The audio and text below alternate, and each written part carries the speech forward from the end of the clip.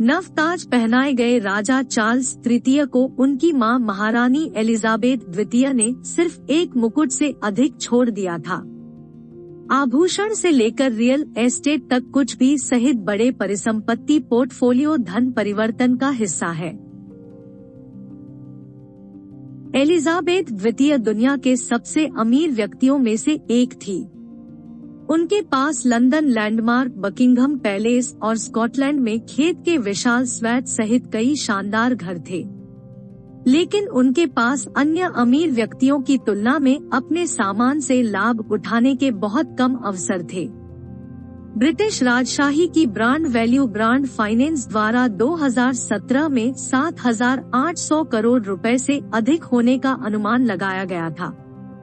Crown estate, जो वर्तमान सम्राट के स्वामित्व में है, जो भी मुकुट रखता है और अब राजा चार्ल्स तृतीय से संबंधित होगा, रानी की बड़ी अचल संपत्ति का प्रबंधन किया। क्राउन एस्टेट की रियल एस्टेट होल्डिंग्स की वैल्यू फाइनेंशियल टाइम्स ने 1,500 करोड़ रुपए आकी है। इनमें आंतरिक लंदन के सेंट जेम्स और रीजेंट स्ट्रीट के बड़े हिस्से, साथ ही शहर से परे उपनगरीय और ग्रामीण जिले शामिल हैं। इसके अतिरिक्त इसके स्वामित्व में ब्रिटिश तट से 12 मील की दूरी पर सी फ्लोर है। ट्रेजरी इन परिसंपत्तियों से अतिरिक्त आय एकत्र करता है और इसे संप्रभु अनुदान के रूप में राजा को देता है, जो एक निश्चित वार्षिक भुगतान है। 2016 में इस पुरस्कार का प्रतिशत 15% से बढ़कर 25% हो गया, जो उस समय 3,900 करोड़ तक पहुंच गया। फोर्ब्स के मुताबिक महारानी एलिजाबेथ की नेटवर्थ 400 करोड़ थी। ये संपत्ति इंग्लैंड के सैंडरिंघम हाउस और स्कॉटलैंड के बालमोरल कैसल जैसे आभूषण, कला, निवेश और महल से जुड़ी हुई है। ये परिसंपत्तियां कुल मिलाकर 4,000 करोड़ रुपए की है। उनकी अधिकांश व्यक्तिगत संपत्ति राजा चार्ल्स तृतीय के पास जाएगी।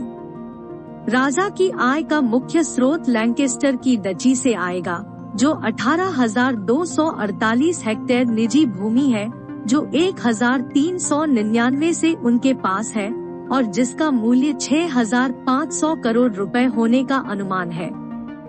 जैसा कि कॉर्नवाल के डची उत्तराधिकारी को हस्तांतरित करते हैं, प्रिंस विलियम निजी संपत्ति का पूरा नियंत्रण लेंगे, जिसका अनुमान 55 करोड़ रुपए है और मूल रूप से चार्ल्स तृतीय के स्वामित्व में था।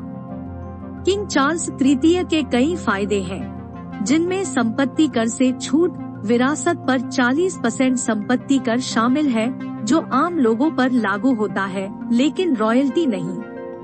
संसदीय लोकतंत्रों में से एक ब्रिटिश राजशाही है।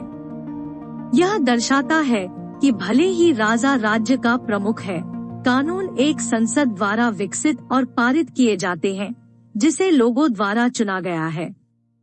संप्रभु का अभी भी राष्ट्र पर बहुत बड़ा प्रभाव है, भले ही वे अब राजनीतिक या सरकारी पद पर न हो।